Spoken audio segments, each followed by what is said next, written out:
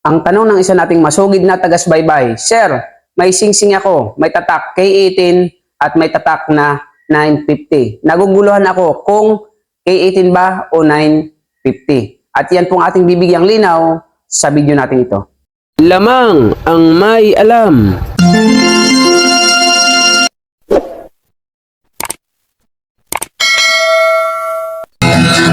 Ginto pilak ang babaw ko, pag pilatis ng ginto eksperto ko. Magandang panahon po sa inyo mga kaibigan ko. Dito po sa ating channel, More Than Treasures. Kumusta po kayong lahat?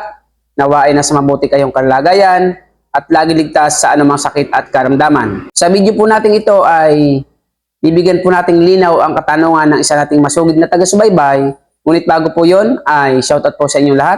Marami pong salamat sa mga nanood ng live kagabi. At muli po salamat sa inyong pag-suporta po sa atin.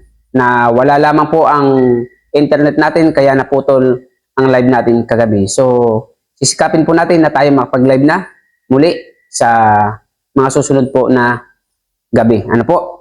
So sa video po natin ito, ang tanong ng ating masugid na taga-subaybay na si Idol Rose, ang sabi po niya, Sir, may singsing ako. May tatak K18 at 950. Naguguluhan po ako kung K18 ba o 950.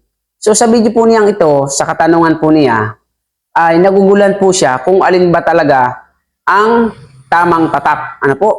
Hindi niya alam kung K18 ba talaga yung kanyang singsing o 950. Okay?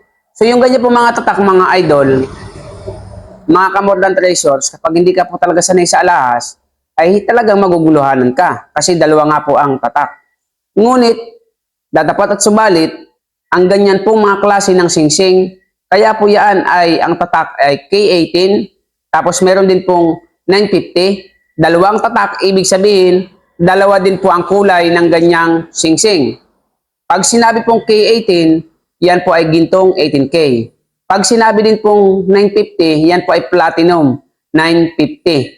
Ibig sabihin, dalawang tatak, dalawa din po ang kulay niyan. Hindi naman po niya sinend ng picture. Pero yan po sisiguraduhin ko po sa inyo na yan po ay dalawa ang kulay. May example pa ako dito ng K18 at 950. Ito po.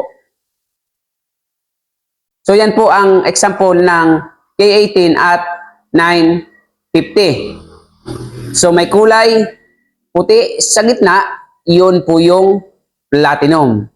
May kulay dilaw sa gilid at sa loob, yun po yung ginto. So meaning to say, ang iyo pong singsing ay pinagsamang ginto at platinum.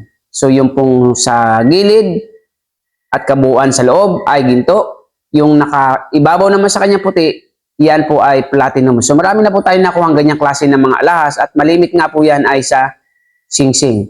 So lagi niyo pong pakatatandaan mga ka-More Than Treasures, kapag dalawang tatak ng iyong singsing o anumang alahas, ibig sabihin, dalawang klase po ng metal ang ginamit dyan. So, 18K at saka 950. So, sa katanungan niya, naguguluhan siya kung alin ba talaga, kung yan ba ay 18K o 950. So, ang katotohanan po niyan, mga ka-More Than Treasures, yan po parehas ay tama. So, ang iyong singsing ay singsing na platinum at singsing na ginto.